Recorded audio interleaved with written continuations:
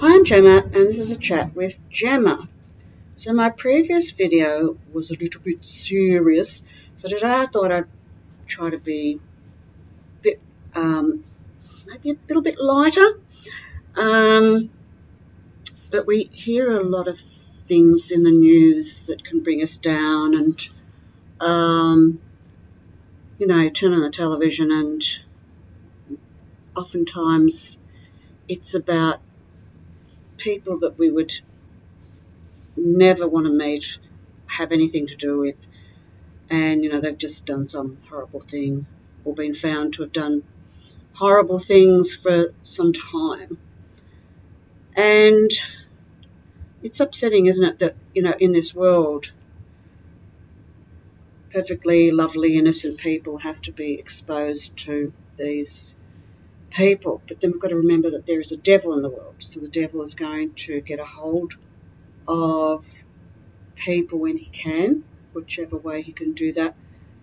There's a good movie about that actually called Nefarious, and I really recommend getting a hold of it. It's in Australia. It's a bit hard to get hold of. I had to watch it by finding some obscure thing like the equivalent of Netflix, but not that, to watch it.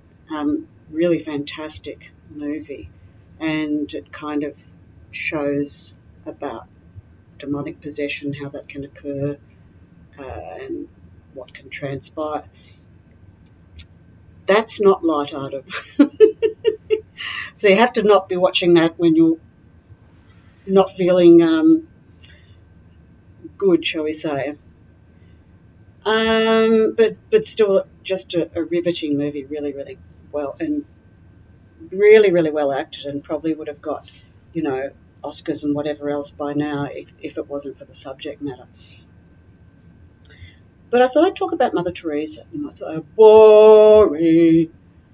Well, it is interesting that given what she accomplished in her life, she received a Nobel Prize. She received lots of honours in her lifetime, but I wonder if she ever really got as much attention as, say, a very accomplished sports person or as much money. But anyway, I thought I'd like to talk about her because there are some little things that I don't think everybody knows about her.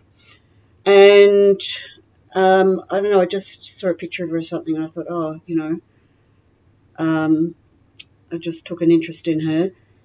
And apparently she had one parent that was Indian and the other one was Albanian, I think, which I think is in Africa.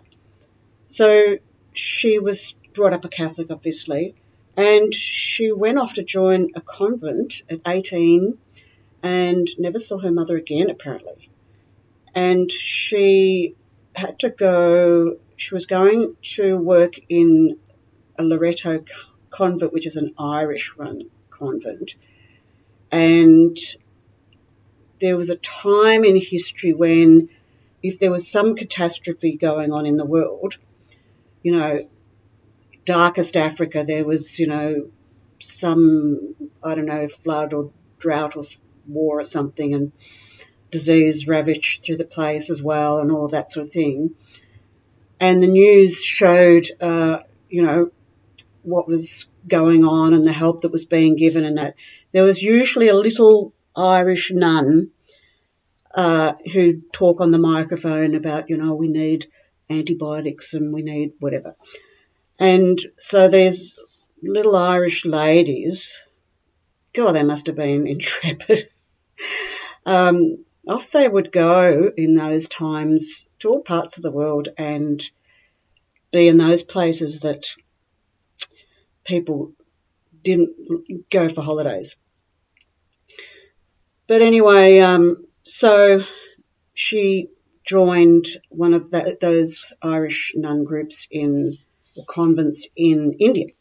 And she had to actually go to Ireland for a while to study there and then come back. And I thought she was quite a simple person, not particularly intelligent or anything like that. I don't mean she was stupid or anything, but she studied to be a teacher, and then she became principal of the school. So obviously she had those leadership qualities and, intelligence and capabilities even at that point in her life. And then she was in some part of India. It was in Calcutta, and she felt a very strong, pressing to start to minister to the people there. And so she called that her calling within her calling. So she'd already been called to the convent and, to be a nun, and now she was being called to do this. Apparently, she even had to beg because she was so hungry and had absolutely nothing when she was starting out this order that she had to beg for food. So she knew what it was to be like the beggars that she later on took care of.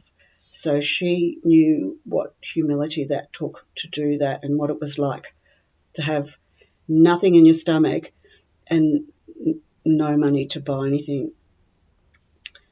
And she also apparently must have eaten very simple meals. I don't know whether she starved herself a lot of the time, but I think it was in camaraderie for the people that she was working with that she didn't eat a lot of food, and certainly didn't eat the kind of yummy foods that most people would go for. Anyway, one of the mothers of one of the nuns of her order, I'm not sure this girl was like a novice at this point, decided she'd make a lovely meal for Mother Teresa. So, you can imagine her thinking this is like making a meal for God. And she probably prepared it very beautifully and made the meat beautiful and tender and put just gorgeous flavours in there. And she was probably singing in the kitchen as she made it, thinking, oh, this is just going to put a smile on Mother Teresa's face. And so she turns up at the convent, and Mother Teresa refuses to eat the food because she says that she doesn't eat rich food. So I think she was probably always on some sort of fast or something, or just ate, very, very basic food. So can you imagine choosing to live like that out of the desire to serve God and to give your life to other people to help them? I wouldn't be doing that. I mean, this is an extraordinary person. Anyway, the mother ended up crying. So apparently Mother Teresa took pity and ate the meal. So I think Mother Teresa was probably in the wrong there, because I think this meal was maybe God's way of saying, I want you well fed, I need you to have a little pick-me-up. And he probably got this woman to, put it on her mind to do this. So sometimes we have to realise that something's coming to us from God and receive that. Particularly if it's keeping us well and healthy so that we can continue serving God and doing wonderful things like what she's doing. And also apparently she used to, my cousin told me this story, so I don't know any other details, but she used to just decide she wanted to fly somewhere and she would just go to the airport. And you might say, well, isn't that what everybody does? Yes, except that Mother Teresa didn't have a ticket. So I don't know how this worked or how this came about, but apparently she just used to get on a plane and go to where she wanted to go. So I don't know whether people took pity on her or somebody shouted her or the airline said, oh, come in, Mother Teresa, I don't know. But apparently she used to go wherever she wanted to go. And so I suppose they thought it was, she was on some kind of holy mission or altruistic mission, so they wanted to be a part of it. And the other thing too was that when she died, the country of India gave her a state funeral. So the country of India, which was, in my opinion, and I'm going to inevitably insult anybody watching this who's Hindu. But for me, the Hindu religion is a false religion because people worship a whole lot of gods, and this is exactly what God hates. So God, the creator of all things, the one God, hates it when people worship other gods and pretend that there are other gods. So the country of India was under terrible curse, in my opinion. Life was cheap. Thousands upon thousands of people died in train accidents and starvation and all kinds of things. And after they gave this, lovely state funeral for Mother Teresa, there was a tsunami, and one of the places it hit was, I think it hit the Philippines and Singapore and India, and maybe somewhere else, I'm not sure. And to my surprise, because when I was, growing up as a young Catholic girl, going to Catholic school and, going to Mass on Sundays, we were always being asked to give money to the poor people in India. Can you give some money to the poor people in India? And we're told during Easter, during Lent, can you go without lollies and put the money you would have spent on your lollies all together and then give it to the poor people in India. And the poor people in India and the poor people in India, all the time. And, so we was trying to, get a bit of extra money to give to the people in India. And when that tsunami happened, apparently the government of India said to the rest of the world was, various charities and whatnot were coming to rescue them. They said, no, it's okay, we're going to cover this ourselves. So apparently they had reached a level of prosperity by then where the government was going to be able to cover that recovery. So that was a change, and was that a blessing? Because the country of India, as a country, honoured her in that way, a child of God.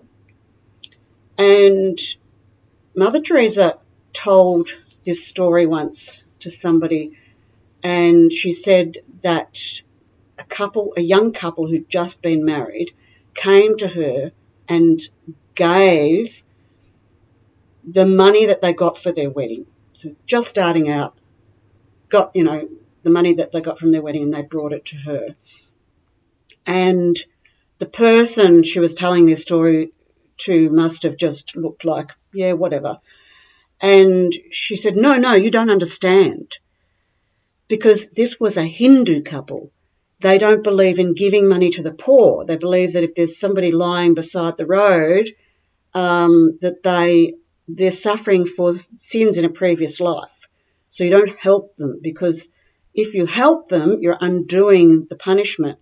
And the punishment's what's going to get them eventually to their version of heaven. So this was something quite out of the ordinary for a Hindu couple to do. So they must have been so moved seeing what she was doing that they thought, no, we're gonna go this way. We're not going to go with the things that we've been taught by our parents, grandparents, and so on. And they want to do something better, because that's why people were just left on the sides of the road until somebody like Mother Teresa came along and changed that whole way of thinking, that no, we've got to help these people. We've got to take what they called the untouchables and take them in and feed them and wash them and give them back their dignity. One of the other things about Mother Teresa was she came in for a lot of criticism. So here's a person that's, clearly made in the likeness of God, and, as good as you can be, like gave her life, gave up everything, the entire world, for the untouchables, the people that were in a terrible state. And she still came in for a lot of criticism. You'd like to get the people who criticised her, just gather them together and say, okay, tell us what you've done for the poor. Anyway, that's just me being me.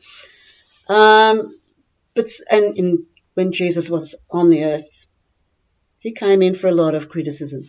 So if you're being trolled online, or if you're being criticised, you're like, oh, all I ever try to do is just do the best I can do, and you just get all this criticism, despite all your best efforts. Just think, somebody the likes of Mother Teresa came in for that, and Jesus himself came in for that.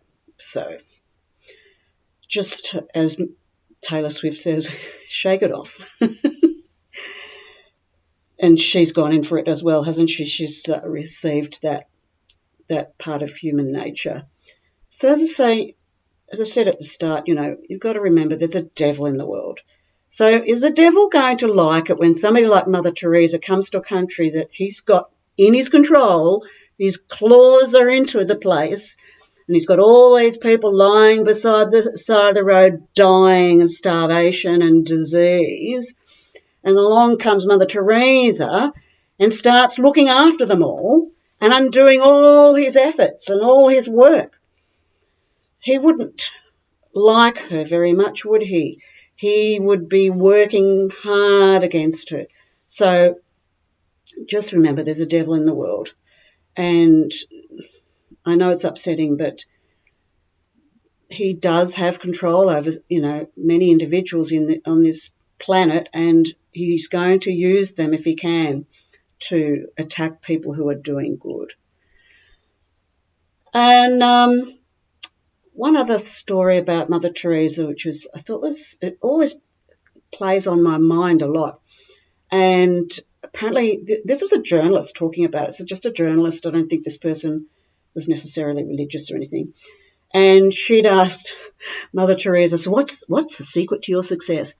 How did you accomplish all this? Because towards the end of her life, she had convents all around the world, and she'd started up places like there is near where I live, where they minister to the alcoholics, and that was just Mother Teresa said we should do it, so we've done it. We've got this place where people can go and get over their alcoholism.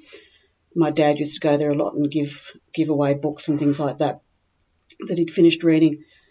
And so she accomplished a lot. So her answer to the question was, my beloved. Now this woman started to think, your beloved? What am I going to hear about now? And she said, my beloved would do anything for me, and I would do anything for my beloved. And, of course, she was talking about Jesus. So what an extraordinary thing to be able to say, because this is on a par with Mary, the mother of Jesus. It's on a par with the apostles after they received the Holy Spirit, not before Jesus died, after Jesus died, who went, many went on to martyrdom for Jesus. How many people do you know that could say that they would do anything at all for Jesus? And in return, they knew and believed and had faith that Jesus, that they called their beloved, would do anything for them. I think that's just monumental. I think that's extraordinary. What a person, what a lady, what a woman. Just somebody amazing. You might say, oh, Gemma, this makes me feel bad because, I just can't be like that. Well, that's okay.